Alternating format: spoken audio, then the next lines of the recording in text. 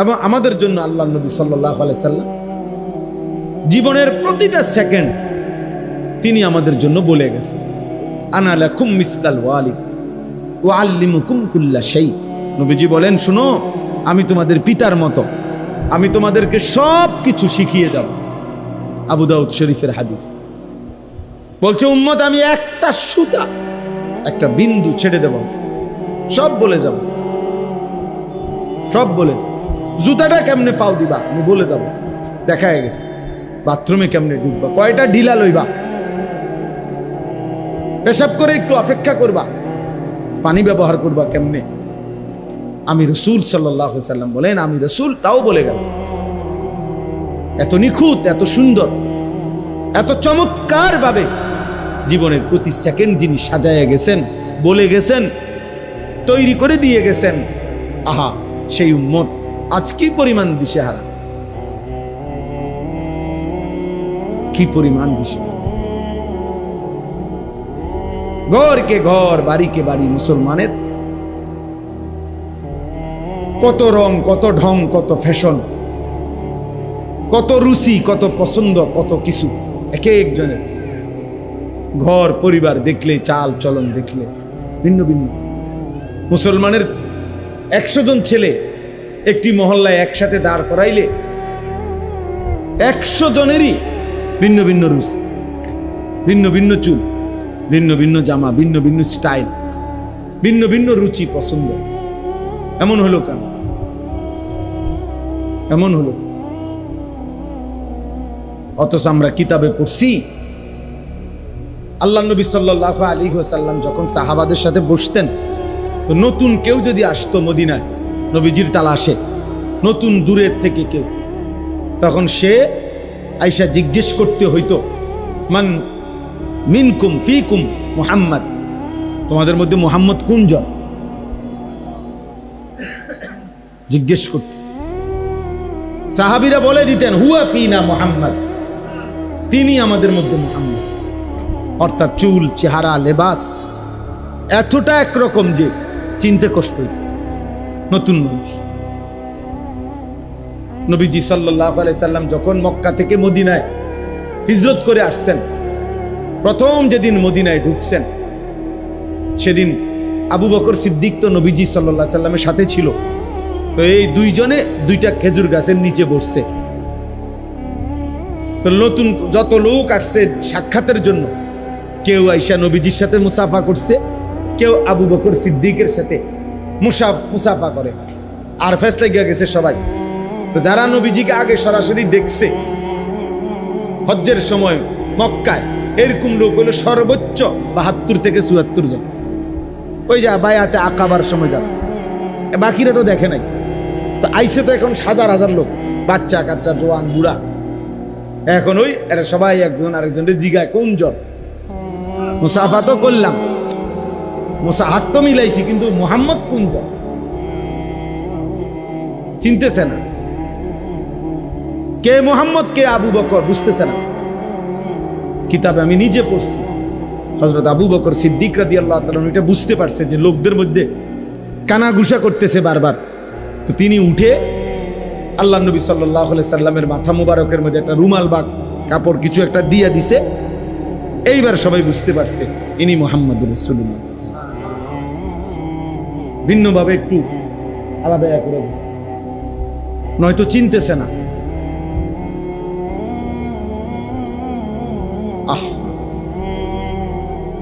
আজ আমরা মুসলমান, আমরা অঘোষিতভাবে আমরা যেন রেজুলেশন করে সিদ্ধান্ত নিয়ে নিছি, আমরা মুসলমানরা, যে আমাদের জেনারেল শিক্ষিতরা হবে একরকম চলন বলন, আমাদের হুজুররা হবে আরেক রকম চলন। এটা যেন আমরা আমাদের কি সিদ্ধান্ত, অঘোষিত কি সিদ্ধান্ত। আমরা নিজেরাই নিজেদের মধ্যে এই বিভাজন করে দিছি। আল্লামা তাকি উসমানী দামাত বারাকাতুহুমুল আলিয়া, পাকিস্তানের সারা পৃথিবী বিখ্যাত আলেম, উনি একটা সুন্দর কথা বলছেন যে মুসলমানের ইতিহাসে এক জামানা এমন ছিল,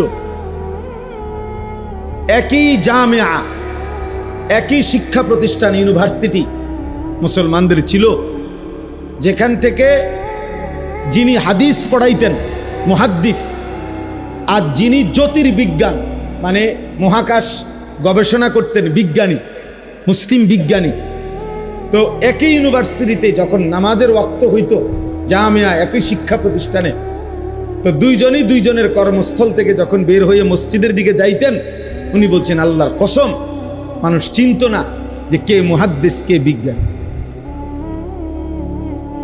একরকম ছিল লেবাসে আর পোশাকে, চুল চেহারায় একরকমই ছিল। কিন্তু আমরা বলো, আমরা ছেলেরা, এই তোমরা যে কয়জন সামনে আছো, তোমরা বলো ভাই, তোমরা কিসের উপরে ভিত্তি করে, কোন বুঝের উপরে ভিত্তি করে এমন আলাদা হয়ে গেল? হাসি দিয়ে উড়াই দিও না, ঠাট্টা মস্কারি করে উড়াই দিও না। তোমার মতো দুই চারজন অপদার্থ ইসলামের জন্য না আসলেও ইসলাম টিকবে।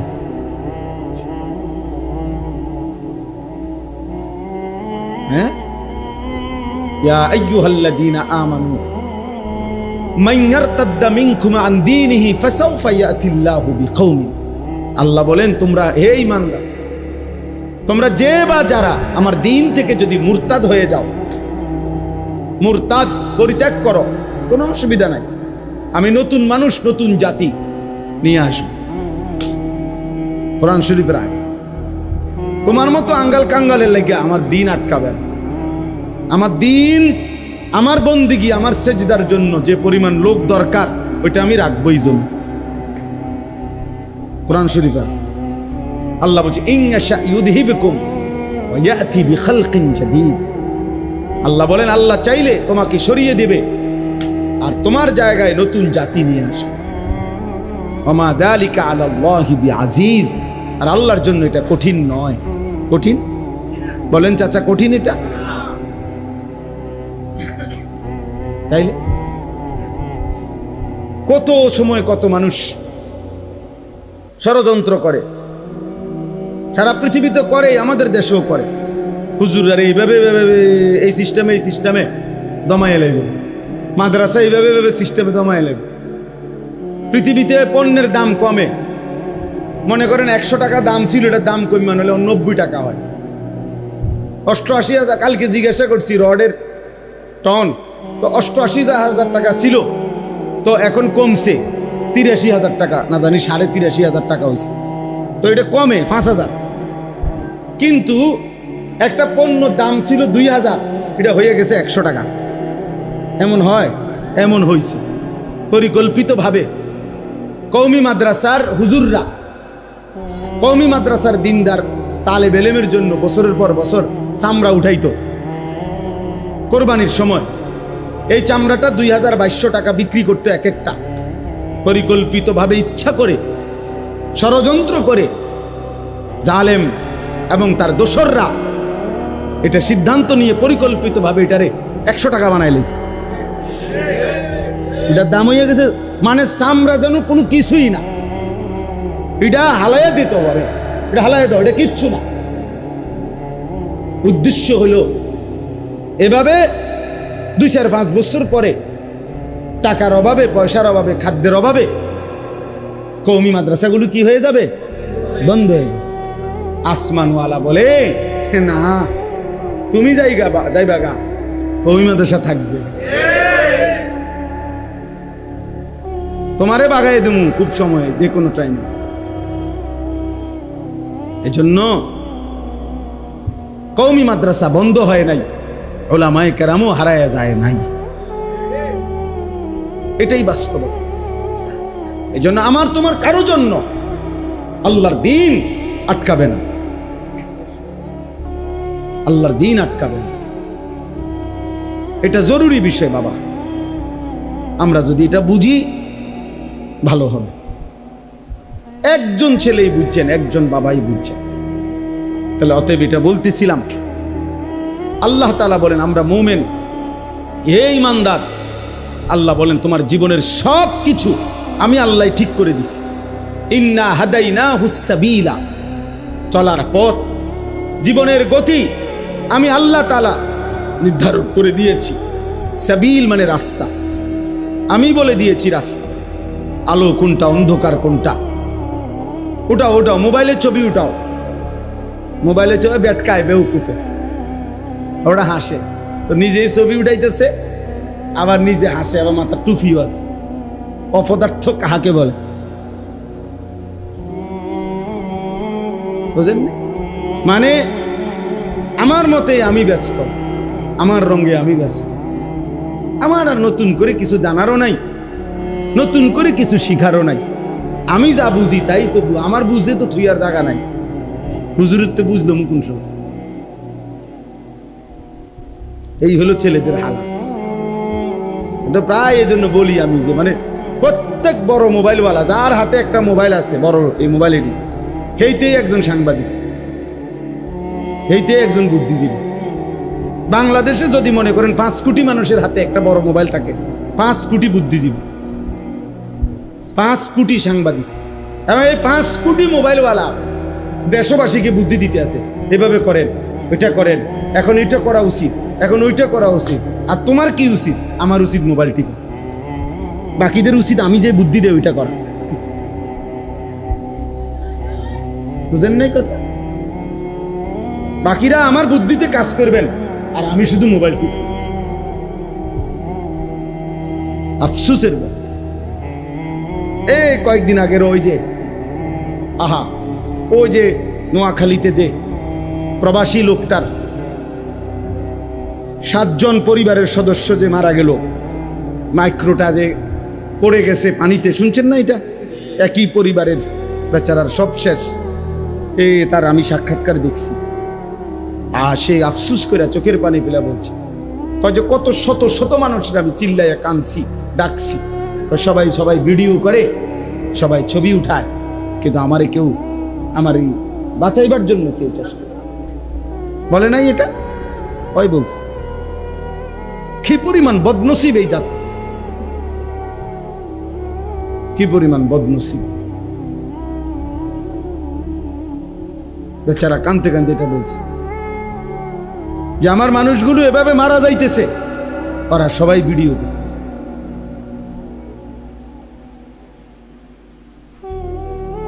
আল্লাহ আমাদেরকে হেফাজত করে।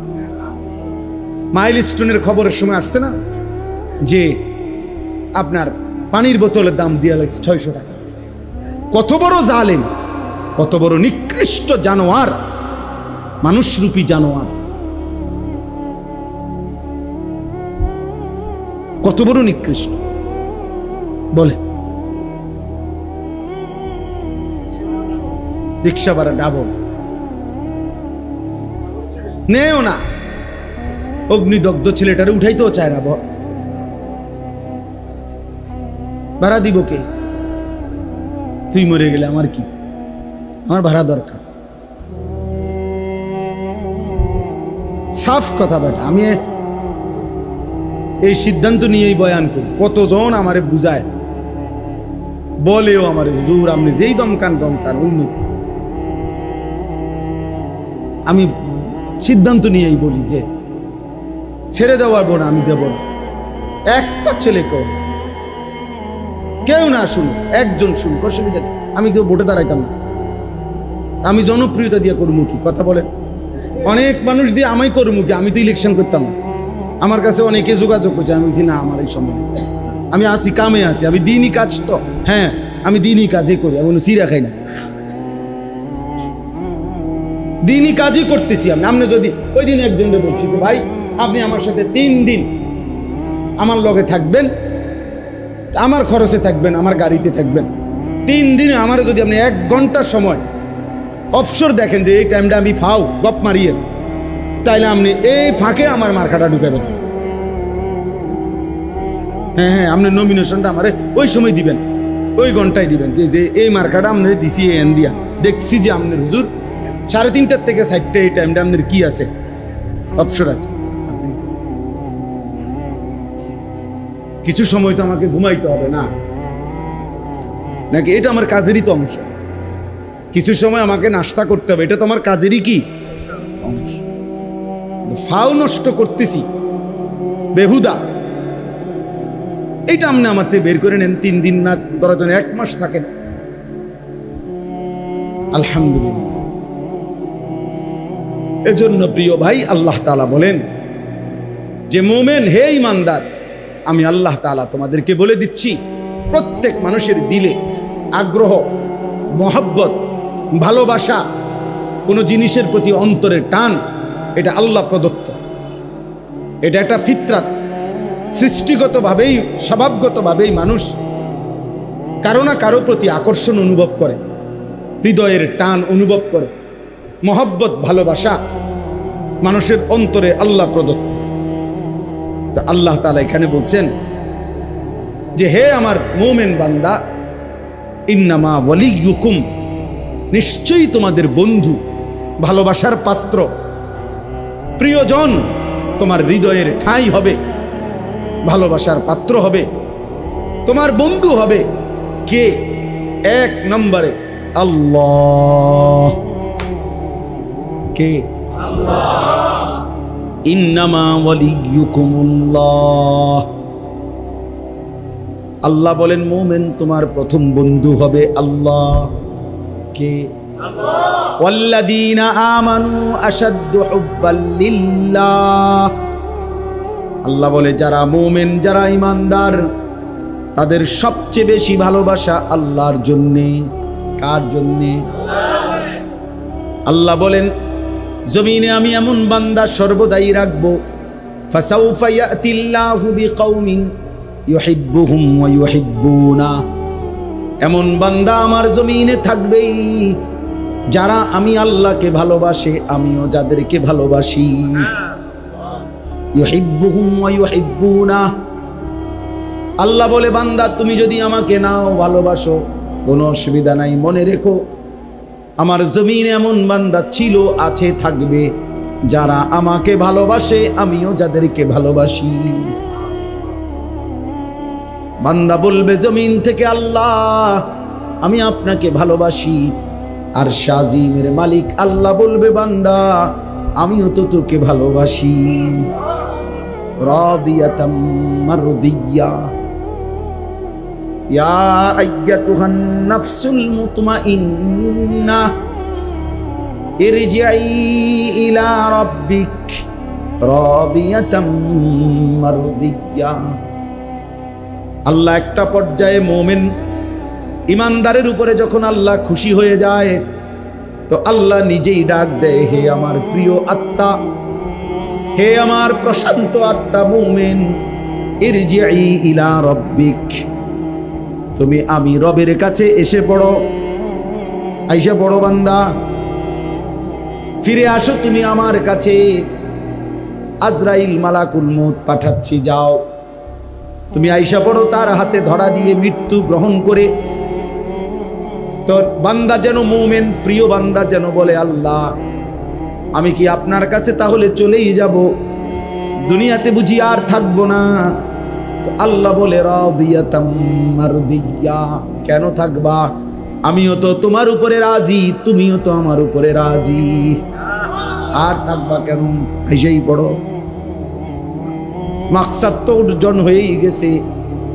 তুমি আমার ভালোবাসা চেয়েছিলে, আমিও তো তোমার ভালোবাসা চেয়েছিলাম, ভালোবাসার হক তো আদায় হয়ে গেছে।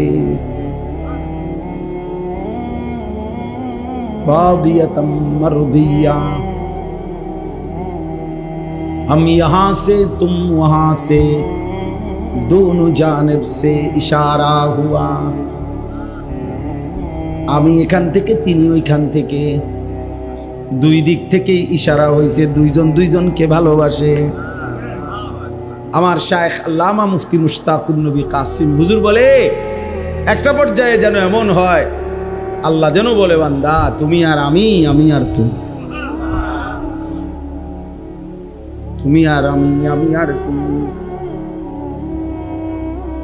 এজন্য আল্লাহর প্রিয় বান্দারা যখন জীবন দিতেন, জিহাদে শাহাদাত বরণ করতেন, তো সাহাবায়ে কেরামের অসংখ্য ঘটনা এমন আছে যখন সাহাবায়ে কেরাম যুদ্ধের ময়দানে শাহাদাত বরণ করতেন, রক্তে লাল, শরীরে তীর বর্ষা বল্লমের আঘাতে যখন শরীর ঝাঁঝরা রক্তে যখন লাল হয়ে গেছে, তো নিঃশ্বাস যাওয়ার মুহূর্তে চিৎকার দিয়ে বলতেন, ফুস্তু ওয়া রাব্বিল কাবা, কাবার রবের কসম, আমি কামিয়াব, সফল হয়ে গেলাম। আজ বন্ধুর সান্নিধ্য পেয়ে গেলাম। निकल जाए दम तेरे कदमों के नीचे, यही दिल की हसरत, यही दिल की आरज़ू है। প্রিয় বান্দা বলে মাওলা, আপনার কদমের নিচে আমার জীবন দিয়ে দিলাম। এটাই তো জীবনের তামান্না ছিল, এটাই তো দিলের আশা ছিল, এটাই তো দিলের আরজু ছিল যে আপনার কদমের নিচে জীবন দিয়ে দেব।